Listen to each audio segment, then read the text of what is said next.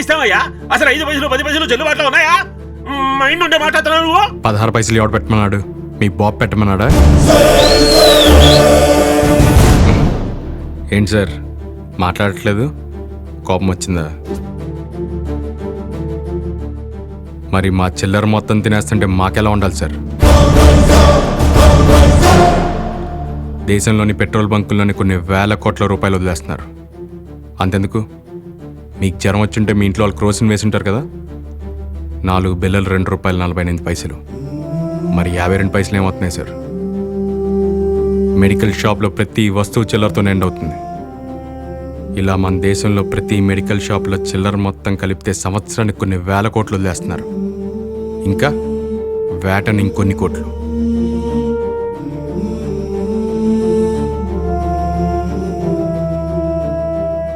మన దేశంలో ప్రతి సామాన్యుడు రోజుకు సగటున ₹2 చొప్పున వదిలేస్తున్నాడు. ఆఖరికి చిన్నపిల్లలు వాడే సోపుతో సహా. మన దేశ జనాభా 120 కోట్లు. రోజుకి ₹2 చొప్పున వదిలేస్తే 240 కోట్లు. నెలకి 7,200 కోట్లు. సంవత్సరానికి 86,400 కోట్లు.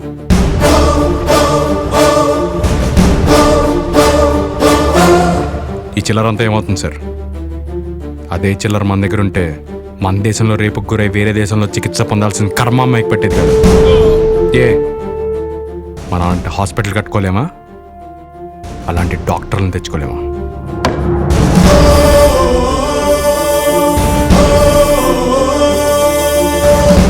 సార్ నా డిమాండ్ ఒకటే. రోజుకు ₹2 చొప్పున వదులుకోవడానికి మేము సిద్ధంగా ఉన్నాం. అంటే నెలకు ₹60.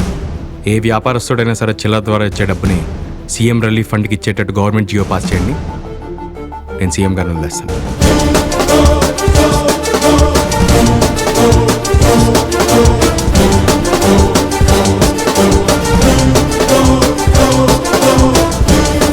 మంచోడు శ్రీను మరో డిమాండ్ తో ప్రభుత్వానికి చుక్కలు చూపిస్తున్నాడు. దేశంలో చిల్లర ఏమవుతోందని అడిగాడు. చిల్లర ఇచ్చేస్తే సీఎం గారిని విడిచిపెట్టేస్తానని చెప్పాడు. మంచోడు శ్రీను డిమాండ్ చాలా మందిని ఆలోచింపజేస్తుంది. ఆఫ్టర్ ఆల్ ఇది చిన్న చిల్లర ప్రాబ్లం అంటున్నావు నువ్వు, కానీ మన దేశంలో ఉన్న పెద్ద ప్రాబ్లం ఇదే. అయినా గవర్నమెంట్ మాత్రం కావాలని ఈ చిల్లర తలకాయని పెట్టుకుంటుందంటయ్యా. ఇది కేవలం అంతర్జాతీయ మార్కెట్ మీద ఆధారపడి ఉంది. దానివల్లే 20 పైసలు 28 పైసలు 40 పైసలు అట్టా రావటం. ఇదేమీ తెలియదు నీకు. అయినా ఇట్లాంటి ప్రజలకి ఎవడ మాత్రం ఏం సమాధానం చెప్పగలడు? సార్ నాకు చిన్న డౌట్. జనాలు ఉన్నారని మీరు పరిపాలిస్తున్నారా, లేక మీరు పరిపాలిస్తున్నారని జనాలు పుట్టుకొచ్చారా?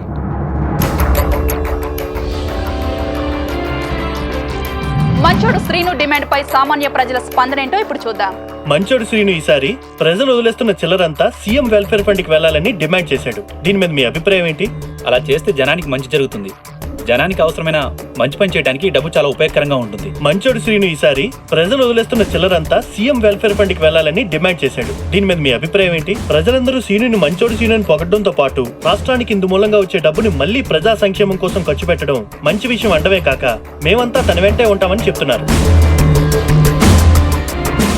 ఇంకా కాసేపట్లో ప్రభుత్వం ఏ నిర్ణయం తీసుకుంటుందో, సీఎం గారు ఎప్పుడు రిలీజ్ అవుతారో తెలిసే అవకాశం ఉంది. భారత సింహం గజ గజ వణికెను గుర్తి ప్రభుత్వం ఓటెత్తెను జన సంద్రము నేడు ఉద్యమ సాధన హరిగా చూడు.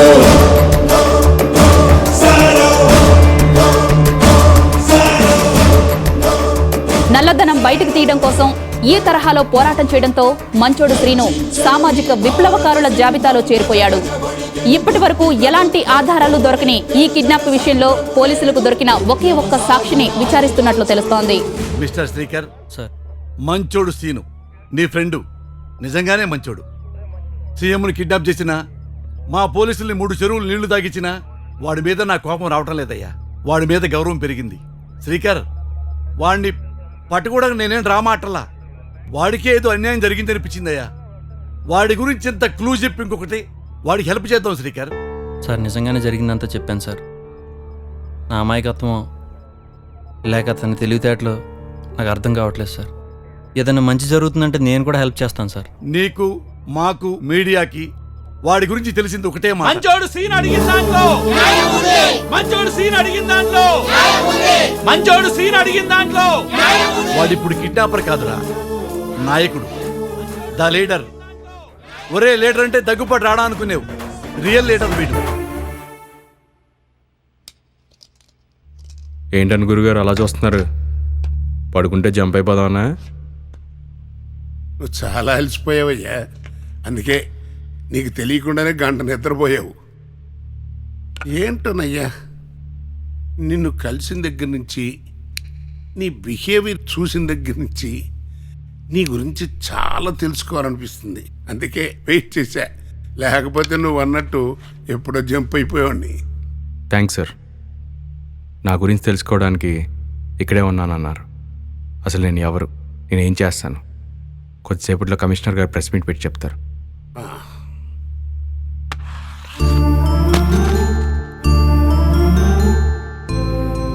ఇదేంటి కొత్తగా ఈ మర్యాద? సార్, ఒక మనిషి ప్రవర్తన ఎప్పుడైనా అవతల వాళ్ళని మట్టే ఉంటుంది. ఎవరైనా మనకు మంచి చేస్తే వాళ్ళ కోసం ఏమైనా చేయాలనిపిస్తుంది. ఎవడైనా మనకి చెడు చేస్తే వాడిని ఏం చేయాలో అదే చేయాలనిపిస్తుంది. మరి ఇదే ఈ సెటైర్లు వినటం కోసమే నీ గురించి తెలుసుకోవాలనిపించింది. ఇందులో నువ్వు ఇన్వాల్వ్ అయ్యావన్న సంగతి ఇంతవరకు మీడియాకి తెలియదు. తెలిసిందో మీ నాన్న మంత్రి పదవి ఊస్ట్. ఇప్పటికైనా ఒళ్ళు దగ్గర పెట్టుకుని నిజాలు చెప్పు. సార్, ఇప్పటిదాకా నేను చెప్పినంత నిజమే sir.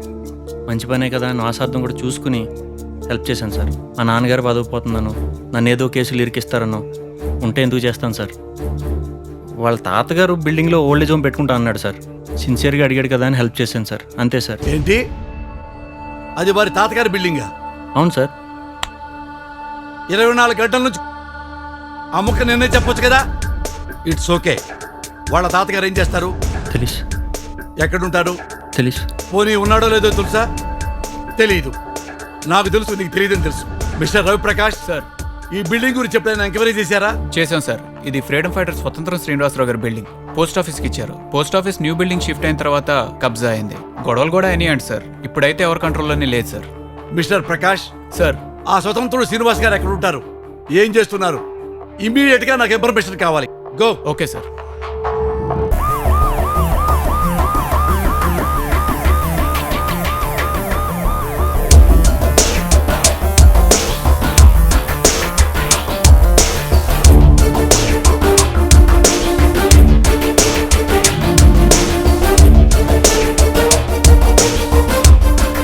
Old post office building స్వతంత్ర శ్రీనివాసరావు గారిదని తెలుస్తుంది.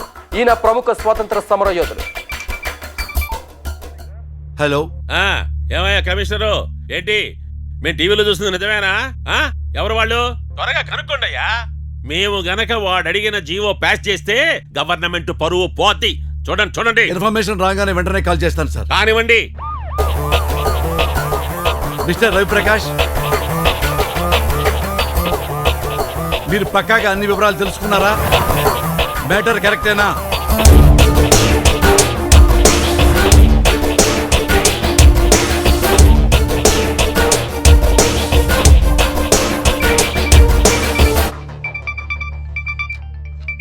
అరే, ఈ పందోడు మళ్ళీ ఫోన్ చేశాడు. సార్, ఇన్ఫర్మేషన్ తెలుస్తుంది సార్. ఆల్మోస్ట్ తెలిసినట్టే సార్. ఏందయ్యా తెలిసింది? మీడియా వాళ్ళు మీకంటే ఎక్కువ ఎంక్వైరీ చేస్తున్నారు. ప్రజల్లో మన పరువు నిలబడాలంటే ముందు ప్రెస్ మీట్ పెట్టి ఆ సంగతులు ఏమిటో చెప్పు, తర్వాత చూసుకుందాం. సార్, మన దగ్గర ఉంది షాకింగ్ ఇన్ఫర్మేషన్ సార్. ఇప్పుడే మీడియాకి లీక్ చేయడం పద్ధతి కదా సార్. ఏంటయ్యా షాకింగ్? షాకులేంటి? అంతకంటే ఎక్కువ షాకు లేదంటున్నావు. ముందు ప్రెస్ మీట్ పెట్టి చెప్పవయ్యా, నేను కూడా టీవీలో చూస్తాను.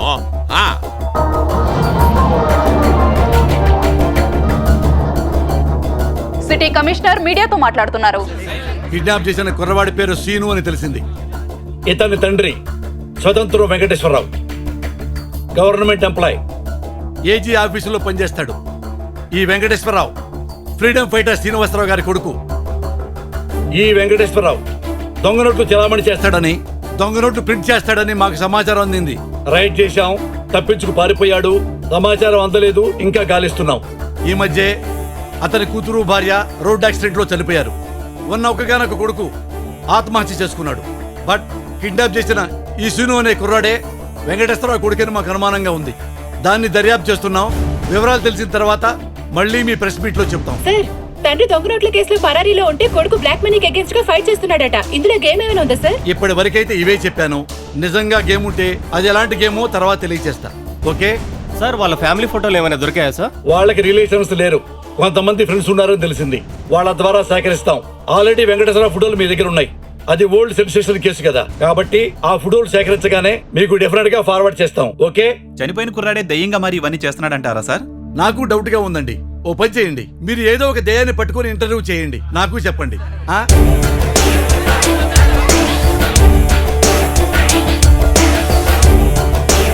పోలీసుల విచారణలో ఓ కీలకమైన విషయం తెలిసింది. వెంకటేశ్వరరావు కొడుకు మంచోడు శ్రీను చనిపోయాడని పోలీసులు ధృవీకరించారు. చనిపోయిన శ్రీను కిడ్నాప్ ఎలా చేశాడు అన్న ప్రశ్న అందరిలోనూ ఆసక్తిని రేకెత్తిస్తోంది. రేయ్ నోరు మూసుకుంటారా, వినేవాడు నిజం అనుకుంటాడు. ఇదేంట్రా, నువ్వు ఇక్కడ కాళ్ళు బాగా జాపుకుని పడుకున్నావు. నువ్వు చచ్చావని వాళ్ళు డిక్లేర్ చేస్తారేంటి? బతికే ఉన్నావు ఏంట్రా? నువ్వు ఇక్కడ బతికుంటావేంటి, నన్ను ఇక్కడ దాల్చేయటం ఏంటి, నువ్వు చచ్చావని వాళ్ళు డిక్లేర్ చేయటం ఏంటి? అసలు మ్యాటర్ ఏంటో చెప్పు. ముందు ముందు మీకే తెలుస్తుంది చూడండి గురుగారు. ఏంటి చూసేది? సీఎం అంటే ఎంత చీఫ్ మినిస్టర్ అయిపోయాడు. మిస్టర్ శ్రీకర్, ఇన్నాళ్ళు నువ్వు మాట్లాడింది, ఫ్రెండ్షిప్ చేసింది నిజంగా సీనోనే